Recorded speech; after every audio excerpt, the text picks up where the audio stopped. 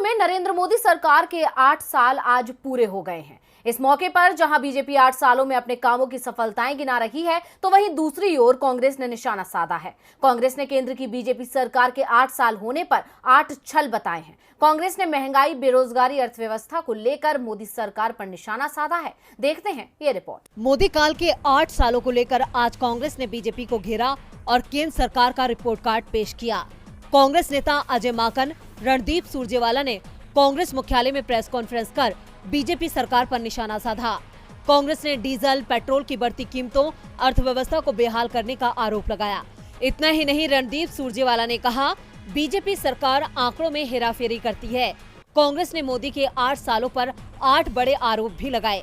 कांग्रेस ने कहा, बीजेपी है तो महंगाई है। अपने फायदे के लिए टैक्स बढ़ाकर आप जनता की जेब पर डाका डाल रहे हैं। देश को बेरोजगारी और अनपढ़ता के अंधकार में झोंका है। वर्ल्ड बैंक की रिपोर्ट बताती है कि हम बहुत पीछे छूट गए हैं। देश में इस वक्त 48 करोड़ बेरोजगार हैं, 42 लाख सरकारी पद खाली हैं। अर्थव्यवस्था बेहाल है, जीडीपी बेहाल है, रुपए में गिरावट आ रही है। जितना हमने 66 साल में कर्ज लिया, उतना 8 साल में ले लिया। बैंक घोटाले हो रहे हैं, पीएसयू सेल पर, बिजली उत्पादन सेल पर, 25 एयरपोर्ट सेल पर सभी सरकारी संस्थाओं को बेचा जा रहा है। बीजेपी ने किसानों की आमदनी को दुगना करने का ऐलान किया था, लेकिन आमदनी तो दुगना नहीं हुई, लेकिन दर्द 100 गुना बढ़ गया। बीजेपी ने विकास नहीं किया, न ही इनका विकास से नाता है। इन्हें सिर्फ सांप्रदायिक विभाजन करना आता है।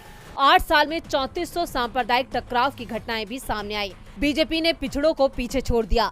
सरकार ने एससी, एसटी, ओबीसी से नाता तोड़ लिया है। कांग्रेस ने बॉर्डर और चीन का मुद्दा उठाते हुए कहा कि इस सरकार में राष्ट्रीय सुरक्षा पर आंच आ गई है।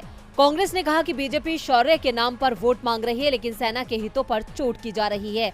मोदी सरकार ने इन 8 सालों में कई वादे किए, जो सिर्फ वादे ही साबित हुए। लेकिन उसके बावजूद जब मोदी सरकार 2014 में सत्ता में आई थी, तो देश में 7 राज्यों में बीजेपी की सरकार थी, जो अब बढ़कर 18 हो गई है।